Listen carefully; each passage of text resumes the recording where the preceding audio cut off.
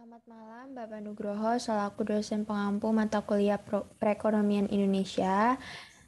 Nama saya Sri Gusmiarti, NIM 2021-14021, kelas A, akan mempresentasikan UTS Perekonomian Indonesia.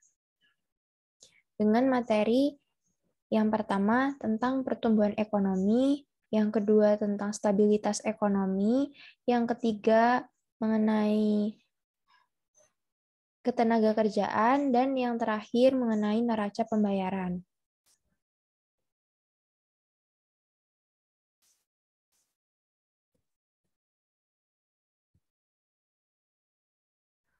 Untuk yang pertama, materi yang akan saya bahas tentang pertumbuhan ekonomi. Pengertian pertumbuhan ekonomi. Pertumbuhan ekonomi adalah suatu kondisi di mana terjadi peningkatan produk domestik bruto suatu negara tanpa memandang apakah kenaikan tersebut lebih besar atau lebih kecil dari tingkat pertumbuhan ekonomi. Kemudian untuk teori pertumbuhan ekonomi, itu yang pertama ada teori pertumbuhan ekonomi klasik yang dipelopori oleh Adam Smith. Perekonomian tumbuh dengan meningkatnya pertumbuhan penduduk. Menurut David Ricardo, pertumbuhan penduduk yang semakin besar menyebabkan penurunan upah dan ekonomi menjadi stagnan. Menurut Robert Malthus, pertumbuhan penduduk 2 kali lipat dibandingkan produksi pangan, sehingga akan terjadi krisis pangan atau kelangkaan.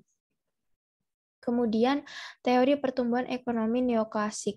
Menurut Harold Domar, perlu ada investasi untuk mencapai pertumbuhan ekonomi yang teguh atau steady growth. Menurut Schumpeter, pertumbuhan ekonomi ditentukan oleh kemampuan kewirausahaan atau entrepreneurship. Menurut Robert Solow, semakin tinggi tingkat tabungan, semakin tinggi modal dan output yang dihasilkan. Dan yang terakhir untuk teori pertumbuhan ekonomi historis, menurut Frederick List, pertumbuhan ekonomi dikelompokkan menurut kebiasaan masyarakat dalam menjaga kelangsungan hidupnya melalui tata cara produksi. Menurut Warner Sombart, pertumbuhan ekonomi terjadi karena masyarakat memiliki susunan organisasi dan ideologi masyarakat. Menurut Walt Whitman Rostow, pertumbuhan ekonomi melalui 4 tahapan, yaitu tradisional, transisi, lepas landas, dan menuju kematangan. Menurut Bruno Hildebrand, pertumbuhan ekonomi dimulai dari alat tukar-menukar masyarakat, yaitu barter, jual beli dengan uang, dan sistem kredit. Dan yang terakhir, menurut Karl Bucher, pertumbuhan ekonomi suatu negara didasarkan oleh hubungan konsumen dengan produsen. Faktor yang mempengaruhi pertumbuhan ekonomi. Yang pertama ada sumber daya alam, sumber daya manusia, barang modal, ilmu pengetahuan dan teknologi, manajemen, kewirausahaan, infrastruktur, informasi, keadaan politik, dan yang terakhir sosial budaya. Di sini ada rumus mencari pertumbuhan ekonomi, di mana bisa dicari PDB dikurang PDB pada tahun T1 dibagi PDB pada tahun T1 dikali 100%. Indikator pertumbuhan ekonomi. Yang pertama ada pendapatan nasional real meningkat. Yang kedua pendapatan real per kapita meningkat. Dan yang ketiga kesejahteraan penduduk meningkat. Untuk saat ini kita tahu bahwa keadaan ekonomi Indonesia mengalami krisis yang mana dikarenakan oleh coronavirus. Dampak dari coronavirus itu sendiri mengakibatkan kemerosotan dalam pertumbuhan ekonomi. Nah, ekonomi Indonesia turun kelas karena pandemi. Di sini ada data statistik mengenai Indonesia yang turun drastis dikarenakan pertumbuhan ekonomi. Kita bisa lihat Indonesia kembali turun sebagai negara berpenghasilan menengah ke bawah seiring turunnya pendapatan nasional bruto atau GNI per kapita akibat pandemi. Penyebabnya Penyebabnya perekonomian turun, terimbas pandemi COVID-19, penghasilan penduduk Indonesia menurun, GNI per kapita tahun lalu ada di batas bawah. Dampaknya dapat menurunkan minat investasi asing, melemahkan daya saing ekonomi dan bisnis, kurangnya dukungan pembiayaan Bank Dunia dan negara lain, dan mempengaruhi bunga utang luar negeri. Ini untuk klasifikasi Bank Dunia tahun 2021, pendapatan bawah itu kurang dari 1.045 US dollar, untuk pendapatan menengah ke bawah itu ada 1.046 sampai 4.095 US dollar, untuk pendapatan menengah ke atas ada 4.096 sampai 12.695 US dollar. Untuk pendapatan tinggi lebih dari 12.696 US dollar. Kemudian, apa yang dilakukan pemerintah untuk melakukan pemulihan pasca pandemi COVID-19? Kita bisa lihat pemulihan ekonomi triwulan keempat tahun 2020. Proses pemulihan didukung langkah cepat hasil kolaborasi pemerintah, BI, OJK melalui Undang-Undang Nomor 2 Tahun 2020 tentang Kebijakan Keuangan Negara dan Stabilitas Ekonomi. Sistem keuangan. Langkah kebijakan yang dilakukan pemerintah Indonesia ada refocusing dan relokasi anggaran kegiatan non-prioritas, pemberian insentif pajak dan tambahan belanja negara, pembiayaan sektor kesehatan dan perlindungan sosial, dukungan kepada dunia usaha dan pemerintah daerah, alokasi program PEN 695,2 triliun, sekitar 4,2% dari PDB. Langkah kebijakan di sisi moneter, suku bunga acuan BI 7 per day. Reverse repo rate 3,75% hingga November 2020. Quantitative easing untuk ketersediaan likuiditas di pasar, relaksasi dan restruksi pinjaman oleh OJK. Berlanjutnya pemulihan ekonomi Indonesia didorong stabilitas makroekonomi, yaitu nilai rupiah menguat pada kisaran 14.000 hingga awal Desember 2020. Indeks harga saham gabungan kembali mendekati 6.000. Dua indikator ini menunjukkan keyakinan tinggi terhadap pemulihan ekonomi. Stabilitas makroekonomi juga tercermin dari stabilitas tingkat inflasi, rendahnya defisit neraca berjalan, dan tingginya cadangan devisa. Kemudian, untuk tahun 2021, proyeksi pertumbuhan ekonomi dengan tema mengusung mempercepat pemulihan ekonomi dan reformasi sosial. Pemerintah menggencarkan pertumbuhan ekonomi diproyeksikan mencapai 5,0% pada tahun 2021. Indonesia diprediksi tetap menjadi upper middle income countries dengan PNB per kapita atau atas metode diharapkan 4.190 sampai 4.330 US dollar. Dari sisi PDB pengeluaran, pertumbuhan ekonomi akan didorong akselerasi investasi yang diperkirakan tumbuh 6,4% pada tahun 2021. Kebijakan pendongkrak investasi di 2021 ada penyelesaian RUU terkait ketentuan fasilitasi perpajakan, kemudian investasi berorientasi ekspor, fasilitas kemudahan akses pinjaman perbankan, kemudahan pemenuhan bahan baku dalam negeri dan ekspor, fasilitas investasi seperti percepatan perizinan berusaha di KLD melalui OSS. Selain peningkatan investasi, target lainnya ada ekspor barang dan jasa naik 4,5%, konsumsi masyarakat naik 4,7%, konsumsi pemerintah naik 6,2%, dan impor barang dan jasa 5,9%. Dari sisi lapangan usaha, pencapaian pertumbuhan ekonomi akan didorong sektor industri, perdagangan, penyediaan akomodasi, dan makanan minuman. Dari sisi kewilayahan, pemulihan ekonomi Kalimantan, Sumatera, dan Sulawesi akan didorong peningkatan harga komoditas, khususnya harga batu bara, CPO, dan nikel. Di sektor pertanian, kehutanan, dan perikanan juga akan mengalami akselerasi pertumbuhan. Pada tahun 2021, proses pengendalian COVID-19 sangat bergantung pada penemuan dan distribusi vaksin hingga mencapai herd immunity. Oleh karena itu, keberhasilan pengendalian COVID-19 serta kebijakan penanganannya akan menjadi faktor kunci bagi pemulihan ekonomi 2021. Selanjutnya, apa sih ancaman krisis ekonomi akibat COVID-19?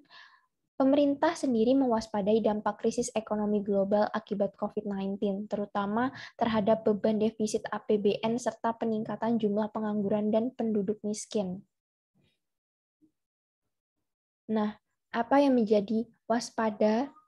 Yang pertama ada angka pengangguran itu naik di tahun 2020. 2,92 sampai 5,23 juta orang pengangguran baru. Jumlah orang miskin bertambah di tahun 2020 sebanyak 1,16 sampai 3,78 juta orang miskin baru.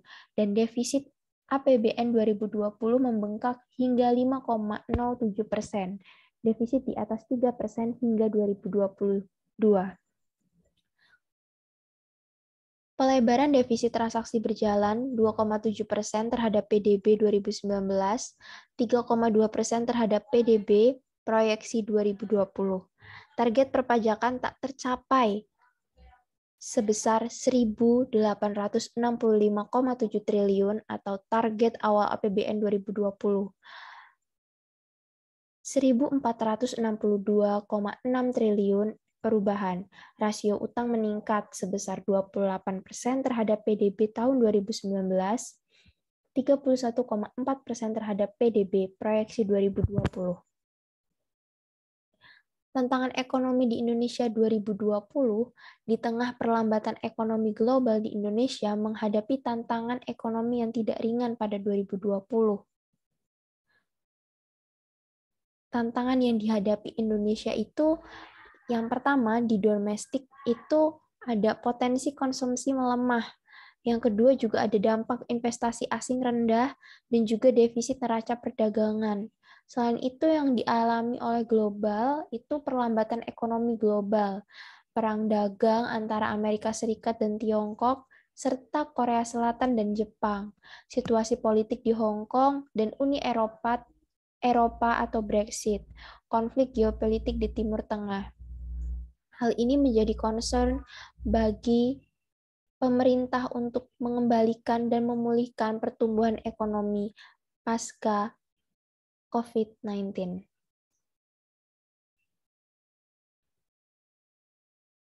Nah, di sini ada cara pemerintah atau solusi Indonesia untuk keluar dari krisis. Yang pertama ada pencabutan izin usaha 16 perbankan, penerapan program penjaminan pemerintah, identifikasi bank-bank berdasarkan kriteria kapitalisasi, pendirian Badan Penyihatan Perbankan Nasional. Oke.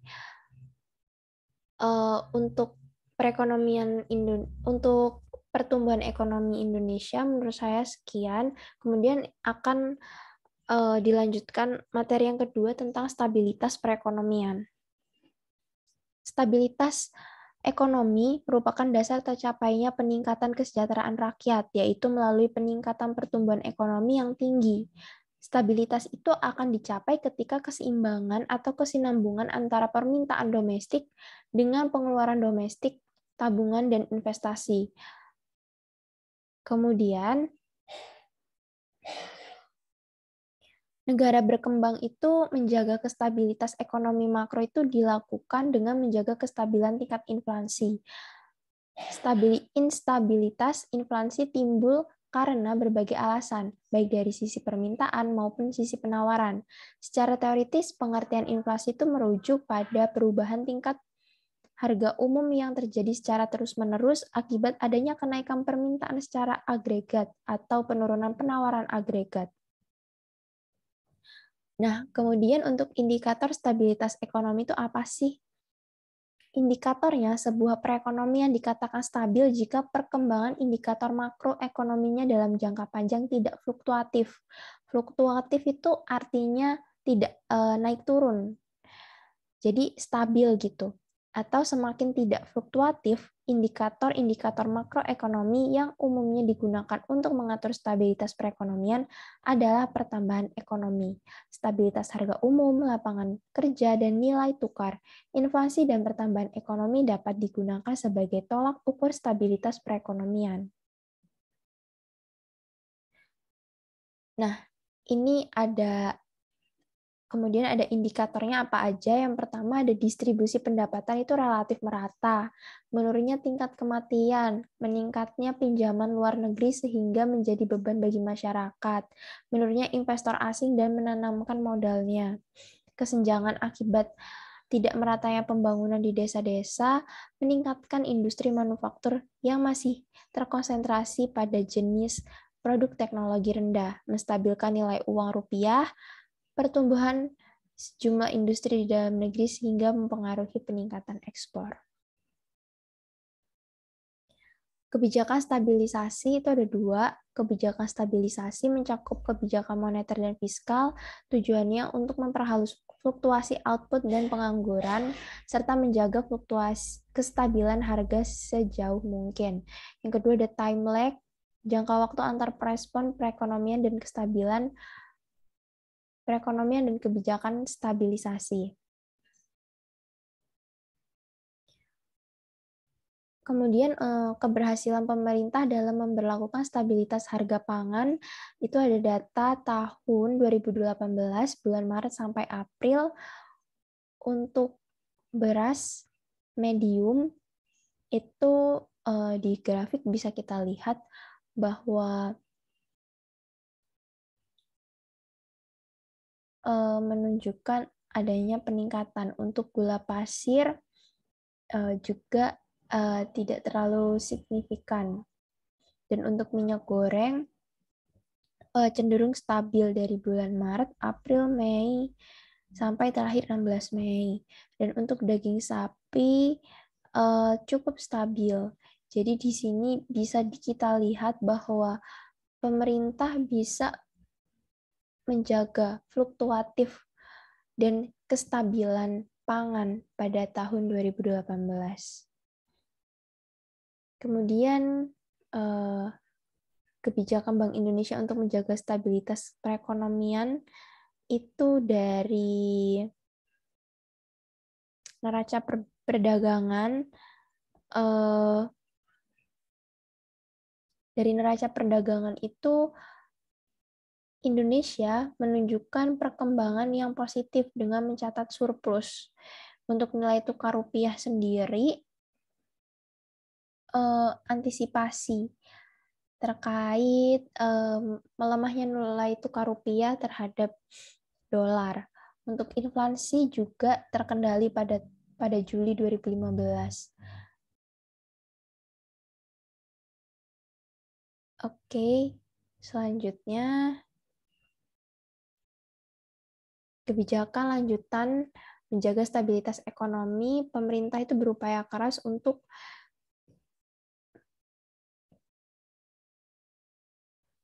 agar seluruh komponen ekonomi di dalam negeri itu terus berjalan di tengah wabah COVID-19. Salah satu upaya yang dilakukan itu mengeluarkan stimulus lanjutan untuk menjaga daya beli maupun keberlangsungan usaha sehingga kestabilan perekonomian itu tetap terjaga.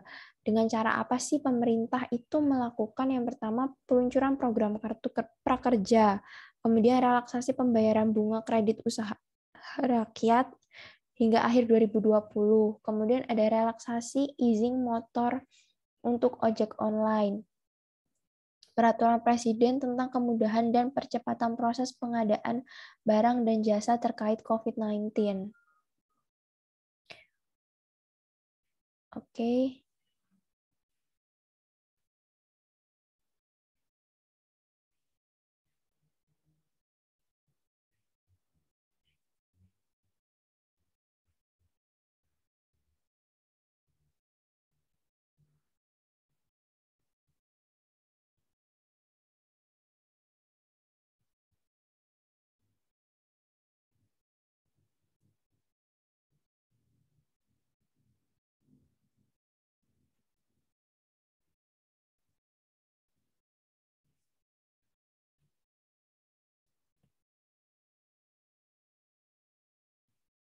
Untuk materi selanjutnya tentang ketenaga kerjaan.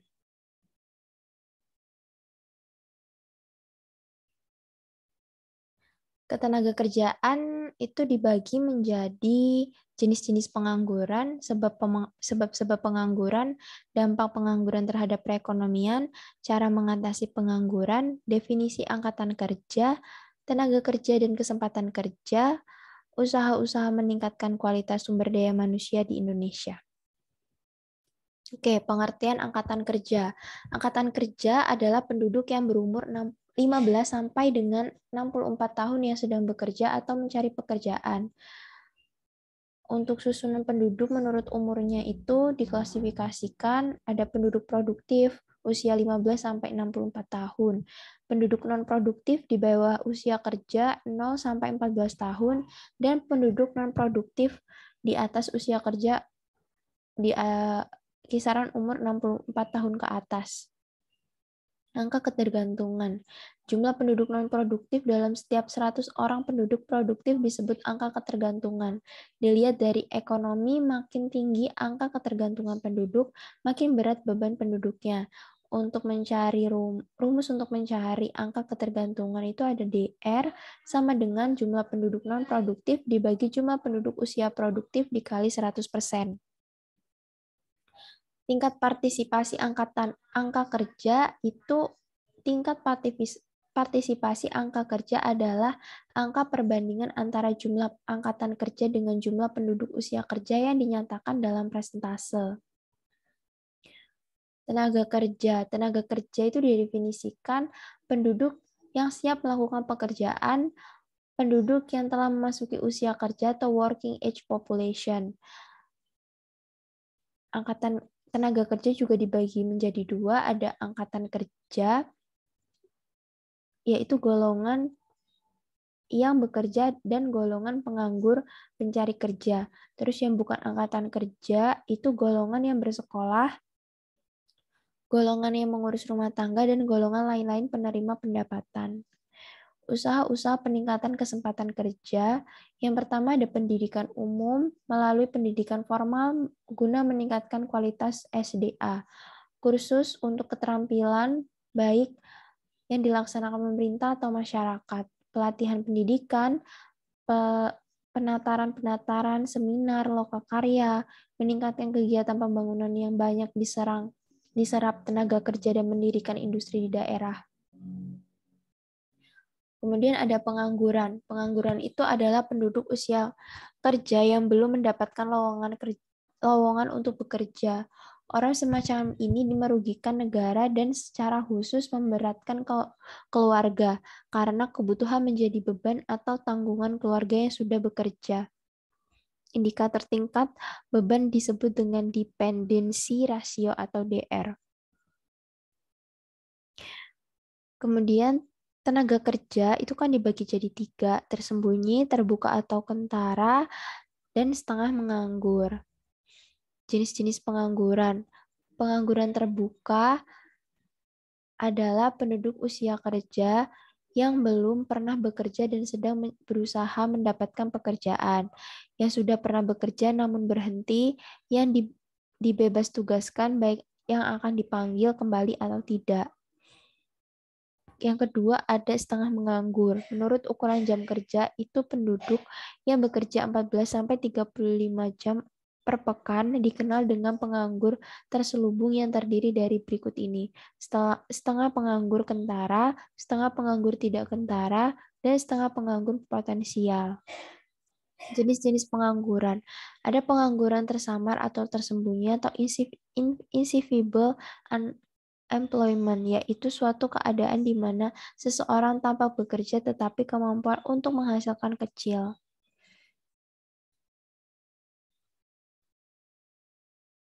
Jenis pengangguran itu ada pengangguran friksional, pengangguran yang terjadi karena kesulitan temporer. Pengangguran ini bukan sebagai akibat ketidakmampuan memperoleh pekerjaan, tetapi dari keinginan untuk memperoleh kerja yang lebih baik, sehingga pengangguran ini tidak serius karena bersifat sementara. Yang kedua ada pengangguran struktural. adalah pengangguran yang disebabkan adanya perubahan struktur perekonomian sebagai akibat perkembangan ekonomi. Yang ketiga, ada pengangguran voluntary, itu merupakan pengangguran karena adanya orang yang sebenarnya masih bisa bekerja tetapi dengan sukarela tidak bekerja.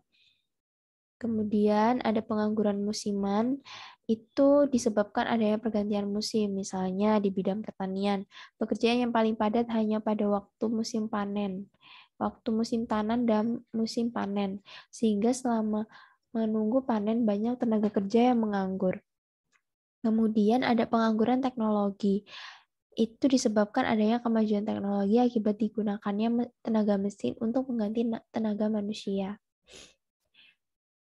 Yang terakhir ada pengangguran konjungtur atau cyclical unemployment. Itu merupakan pengangguran yang disebabkan adanya perubahan-perubahan dalam tingkat kegiatan ekonomi. Misalnya kemunduran perekonomian, banyak perusahaan yang harus mengurangi produksinya sehingga akan menaikkan jumlah dan tingkat pengangguran. Ini ada data statistik jumlah pengangguran menurut jenjang pendidikan. Untuk kemudian, next, ini ada jumlah PHK akibat krisis perekonomian global di bidang industri. Kita bisa lihat untuk daerah yang paling tinggi tingkat PHK-nya itu ada Jakarta, dan yang kedua ada Jawa Tengah, menyusul ketiga Banten, Kalimantan Selatan, Riau, Sumatera Selatan, Jatim, Maluku, Kalimantan Barat. Penyebab pengangguran yang pertama, tidak memiliki kemauan wirausaha. Angkatan kerja yang sedang mencari kerja tidak memenuhi persyaratan yang diminta dunia usaha. Kemudian ada informasi yang tidak lengkap, tingkat investasi rendah sehingga perusahaan dalam negeri sulit mengembangkan dan memperluas usahanya. Tidak adanya kecocokan upah, angkatan kerja yang terus meningkat jumlahnya dan pertumbuhan kesempatan kerja yang tidak seimbang dengan pertumbuhan angkatan kerja. Upaya peningkatan kualitas pekerja Indonesia. Itu ada magang, pelatihan, ada belajar di BLK, kursus, penataran, dan masih banyak lagi. Kemudian ada materi terakhir tentang neraca pembayaran. Neraca pembayaran itu adalah catatan aliran keuangan yang menunjukkan nilai transaksi perdagangan dan aliran dana yang dilakukan di antara suatu negara dengan negara lain dalam suatu tahun tertentu. Neraca pembayaran itu terbagi menjadi neraca berjalan dan neraca modal. Untuk neraca berjalan itu terdiri dari ekspor dan impor barang, ekspor dan impor jasa itu transaksi yang meliputi biaya pengangkutan dan asuransi barang yang diekspor atau diimpor. Terus ada pembayaran pindahan neto ke luar negeri, meliputi pembayaran pindahan yang dilakukan oleh pemerintah maupun swasta. Neraca modal itu meliputi dua golongan, aliran modal jangka panjang dan aliran modal swasta. Next, keseimbangan neraca perdagangan itu ada aliran uang atau modal ke luar negeri, itu merupakan aliran uang atau modal yang masuk dari luar negeri. Keseimbangannya dilakukan dengan merubah cadangan valuta asing sama dengan cadangan devisa. Neraca pembayaran Indonesia itu ada transaksi berjalan, ada ekspor impor, kemudian hasilnya neraca perdagangan. Terus ada ekspor impor non migas, hasilnya neraca transaksi berjalan. Transaksi modal, itu modal pemerintah, misalnya penerimaan, CGI, dan di luar CGI. Terus kemudian pelunasan. Untuk modal swasta itu penanaman modal langsung. Kemudian bentuk neraca pembayaran itu ada lanjut. Oke, ini merupakan statistik neraca perdagangan Indonesia selama Januari sampai November 2020. Untuk dilihat dari data, nilai surplus atau defisit dalam miliar USD itu selalu mengalami peningkatan dan terjadi penurunan pada bulan April dan mengalami kenaikan yang signifikan dan stabil hingga pada Oktober 2020 mencapai tingkat 3.576. Terima kasih, sekian presentasi dari saya. Selamat malam.